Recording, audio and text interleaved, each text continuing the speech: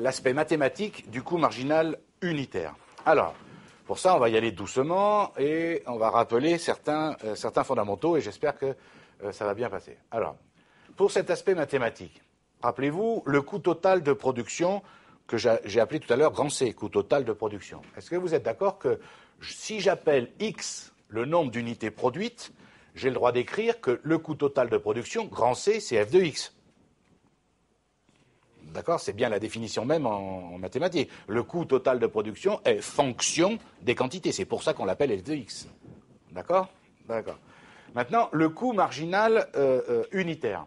Donc, le coût marginal unitaire, alors, je reviens sur le coût total de production, excusez-moi. Ici, quand je dis C égale f de X, c'est bien le coût total de production.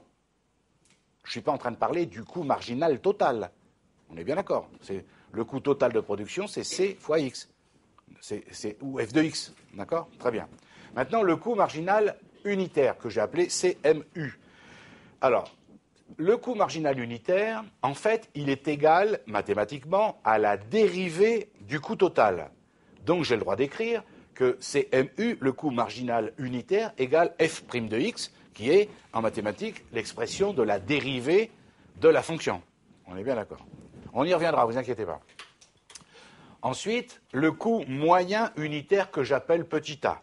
Est-ce que vous êtes d'accord que le coût moyen unitaire, par définition, il est égal au coût total divisé par les quantités totales produites? Le coût moyen unitaire. Autrement dit, qu'est-ce qu'on est en train de dire? A égale C, le coût total divisé par X. Autrement dit, A égale F de X divisé par X. On fait simple, hein, on essaye de ne pas trop se prendre la tête. Donc, en résumé, petite synthèse. Qu'est-ce qu'on a? Le coût total de production, c'est C, c'est F de X. Le coût marginal unitaire, c'est CMU, c'est C', c'est F' de X. Et le coût moyen unitaire, petit a, c'est F de X sur X. D'accord? Une fois qu'on a posé ça, on va définir un certain nombre d'éléments qui vont nous intéresser en gestion. D'abord, ce qu'on appelle l'optimum de productivité, qu'on appelle aussi optimum technique. D'accord? Alors on est bien d'accord, hein? Vous n'allez pas confondre avec tout à l'heure l'autre qu'on appelle optimum de rentabilité ou l'optimum économique. Ici, on est dans l'optimum technique, productivité ou technique. Alors, c'est quoi le principe? Le principe, c'est que cet optimum de productivité ou technique est atteint lorsque le coût unitaire moyen est minimum. Écoutez bien, ça il faut le savoir vraiment. L'optimum de productivité ou technique est atteint lorsque le coût unitaire moyen est minimum. Est-ce que vous êtes d'accord que si le coût unitaire moyen est minimum, ça veut donc dire qu'à ce stade de la production, le bénéfice unitaire sera maximum?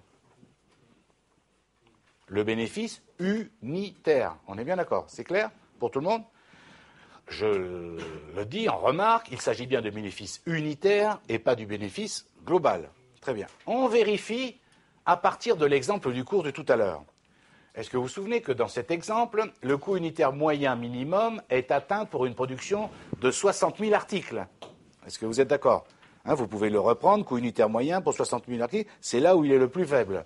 Ça fait 116,55, on est bien d'accord? Oui, d'accord? Conséquence. Pour 60 000 articles, le bénéfice unitaire sera de 150 euros, le prix de vente unitaire, moins 116,55, le coût moyen le plus faible, ça fait 33,45.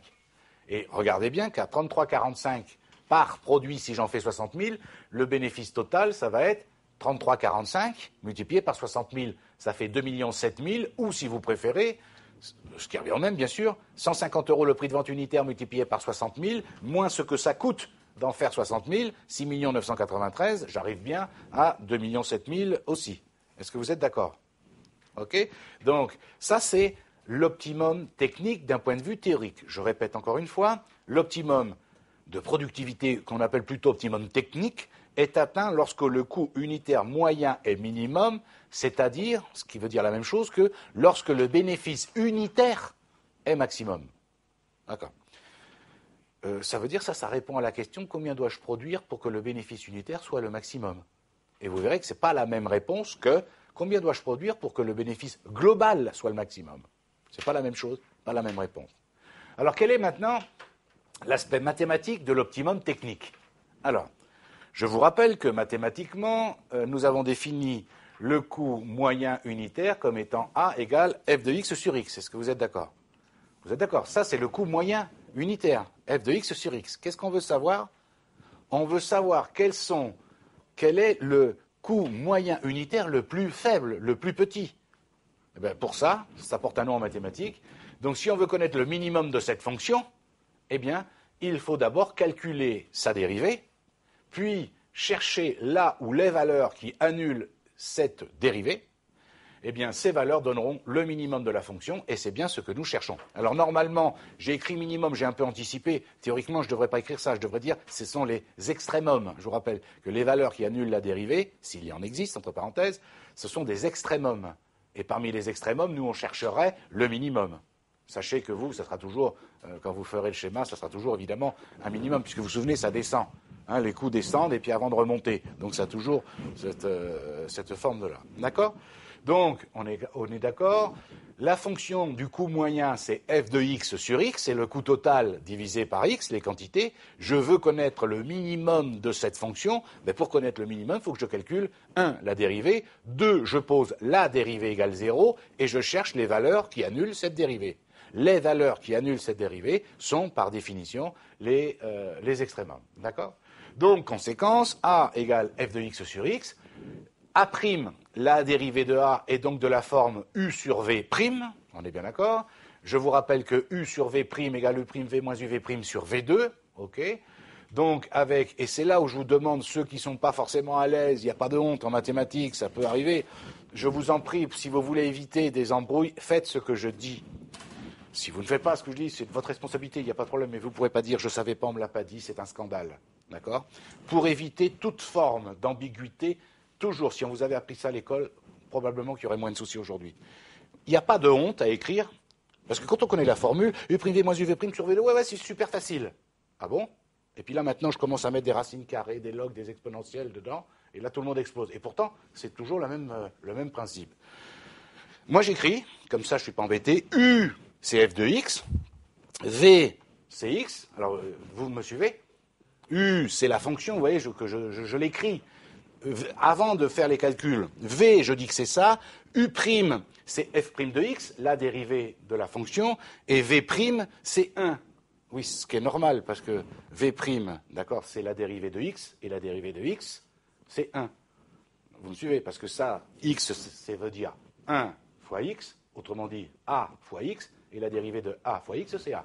D'ailleurs, encore une fois, dans le cours, si vous avez un doute, je vous ai mis les formules les rappels des principales formules de dérivées dont vous aurez besoin. Ne vous inquiétez pas, ici, à ce stade-là, il n'y aura pas de log, d'exponentielle, d'accord, de tangente, de cotangente, etc., etc., ni de sinus, cosinus, d'accord. Ça sera des fonctions forcément simples, forcément à ce niveau-là, d'accord.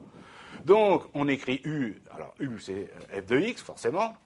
V, c'est x, U', c'est la dérivée de la fonction, et V', ici, c'est 1. Et donc, on applique ensuite les formules de la dérivée. Donc, il vient, regardez bien, on le fait simple. Hein. A', c'est quoi? F' de x fois x moins f de x fois 1 sur x2. Est-ce que vous êtes d'accord? U', moins UV' sur V2. Vous voyez, quand j'ai écrit avant ce que c'était que U, c'était que U', ce que c'était V, ce que c'était V', ben après, je fais tout bêtement, j'applique tout simplement. Donc, A' égale ça, je l'arrange, hein, je mets X fois X' de X, moins F de X. D'accord, c'est exactement la même chose. D'accord, mais là, je vous comme si vous étiez des enfants, vous voyez, je vous le décompose, et là, bon, F de X fois 1, ça fait F de X. D'accord. Divisé par X2. Très bien. OK? Qu'est-ce qu'on a dit? Ça, c'est la dérivée. Ensuite, on cherche là où les valeurs qui annulent la dérivée. On est bien d'accord. Donc, qu'est-ce qu'on fait? On pose A' égale 0. Donc, x, f' de x moins f de x sur x2 égale 0. Est-ce que vous êtes d'accord? D'accord. Ça, produit en croix, qu'est-ce que ça veut dire? X, f' de x moins f de x égale 0 multiplié par x2, ça fait 0. Autrement dit, qu'est-ce qu'on est en train d'écrire? Que x, f' de x égale f de x. Autrement dit, f' de x égale f de x sur x. Qu'est-ce qu'on est en train d'écrire en français, là?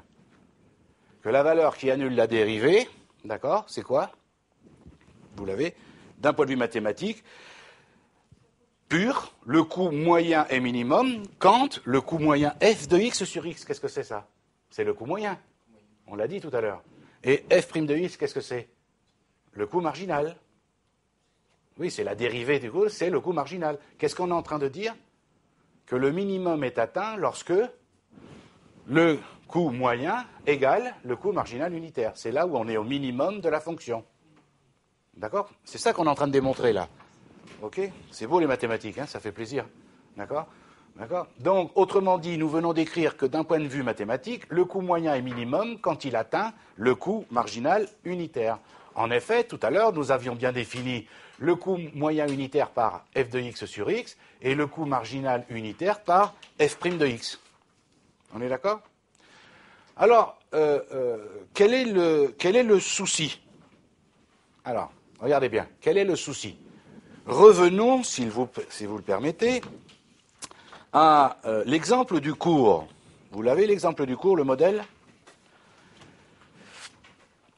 Alors, pourquoi il y a un souci?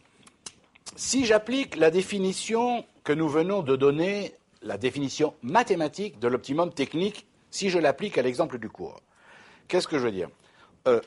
On a dit que l'optimum technique, c'était quand le coût marginal unitaire était égal au coût moyen unitaire le plus faible. Est-ce que vous êtes d'accord? Regardez sur le schéma, faites-le, regardez-le de vos yeux, ne rêvez pas, ne pensez pas à ce que vous allez manger tout à l'heure. D'accord? Soyez concentrés, c'est ça qui va tomber à l'examen. Le coût unitaire moyen est le plus faible pour combien? Pour 60 000 articles. Vous voyez qu'il est à 116,55. Ça va? Qu'est-ce que j'écris mathématiquement? Que normalement, quand je vais aller dans la colonne coût marginal unitaire, je dois tomber sur 116,55. C'est ce que je viens de dire. Je viens de démontrer mathématiquement que l'optimum technique, c'est lorsque le coût marginal unitaire égale le coût moyen unitaire le plus faible. Est-ce que vous êtes d'accord? Or, lorsqu'ici le coût moyen unitaire est le plus faible, 116,55, il n'est pas égal au coût marginal unitaire. Alors vous allez me dire, donc monsieur Doucet, vous nous dites n'importe quoi, bien entendu, d'accord? Ça ne change pas, c'est ce que vous pensez peut-être? Ben non, ne vous inquiétez pas, je vous rassure, je ne suis pas encore tout à fait fou, ça va pas tarder, mais je ne suis pas encore tout à fait fou. Je ne change pas ce que j'ai écrit. Alors vous allez me dire, il faudrait savoir. Oui, c'est vous qui devez savoir que entre justement la définition mathématique et l'exemple, là, il y a si j'ose dire, une marge monstrueuse. Et oui, parce que représente en français une dérivée? Qu'est-ce que c'est en français une dérivée? Qu'est-ce que ça donne comme information? Alors, tu dis les variations, oui. Alors déjà, les variations, c'est un peu... les variations de quoi? De la fonction, d'accord? C'est toujours pas... Ceux qui sont en ligne ne peuvent pas comprendre.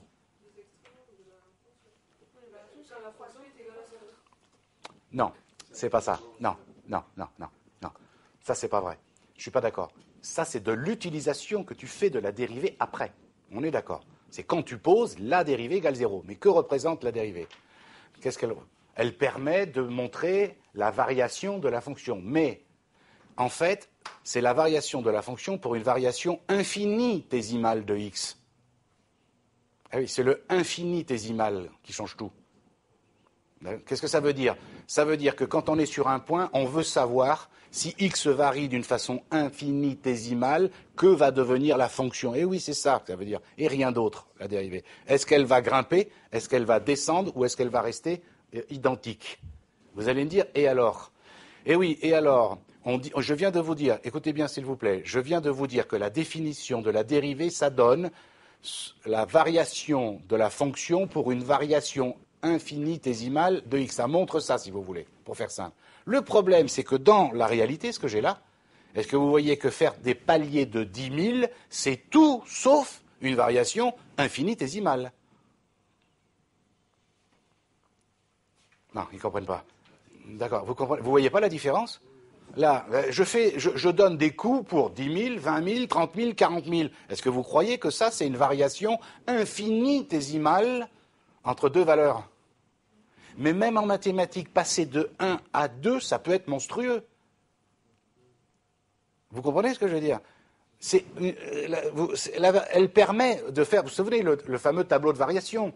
Puisque après, quand vous calculez, alors c'est là où je reviens vers ce que tu disais, je suis tout à fait d'accord. Une fois qu'on a posé la dérivée, on pose la dérivée égale 0 pour avoir les signes de la ce que l'on appelle vulgairement les signes de la dérivée, qui permet de faire le tableau de variation, et pour savoir entre les valeurs pour lesquelles la dérivée est égale à 0, est-ce que la fonction descend, est-ce que la fonction monte? Est-ce que vous avez bien compris le problème? Je répète encore une fois, ici ça ne peut pas marcher, le raisonnement que je vous ai donné, parce que on raisonne avec des séries de 10 000 en 10 000. Et forcément, ça ne respecte pas ce que disent les mathématiques, à savoir que le coût marginal est égal à la dérivée du coût total, mais la dérivée, c'est pour une variation infinitésimale des quantités. Or là, des paliers de 10 000, c'est tout sauf des variations infinitésimales. Donc, ce n'est pas étonnant qu'il y ait, si vous voulez, des écarts importants. D'accord? Donc, qu'est-ce que ça veut dire, ça? Ça veut dire quoi? Pour vous rassurer. Que si dans un énoncé, le coût total est exprimé sous forme d'une fonction, et le plus souvent, c'est de la forme y égale ax2 plus b, eh bien, dans ce cas-là, on utilisera la démonstration mathématique, à savoir, le coût moyen unitaire, c'est ax2 plus b divisé par x, et on calcule la dérivée du coût moyen unitaire qui sera égale à A moins B sur X2. D'accord? Écoutez bien, d'accord? Soit on vous donne, premier cas, dans un énoncé, le coût de production qui est ou qui sera exprimé sous la forme d'une fonction, d'accord? Quelle que soit la fonction, je vous dis, le plus souvent, ça sera de la forme AX2 plus B. Mais peu importe, on s'en fout, ce qu'ils peuvent vous inventer. Vous me suivez? Le coût moyen, ça sera la fonction divisée par X. D'accord? Et après, vous calculerez pour le coût, la dérivée, vous dériverez cette fonction tout simplement. Ça, c'est le premier cas. Et dans le deuxième, et la valeur qui annule cette dérivée représente les quantités pour lesquelles le coût moyen est minimum, le coût unitaire moyen est minimum, donc ces quantités représentent aussi l'optimum technique. Et deuxième cas, si dans un énoncé, vous n'avez pas le coût de production exprimé sous la forme d'une fonction, eh bien, l'énoncé donnera, comme je vous l'ai mis dans le cours, des valeurs pour 10 000, 20 000, 30 000, 40 000. Et si on vous demande l'optimum technique, vous serez obligé de considérer que l'optimum technique est atteint lorsque le coût moyen unitaire est minimum. Il n'y a pas besoin de faire la démonstration mathématique, puisque, de toute façon, vous n'y arriverez pas, puisque, par essence même, on ne parle pas de la même chose. D'accord? Autrement dit, plus les séries sont grandes en volume, d'accord, plus vous vous éloignez de la pureté du raisonnement mathématique.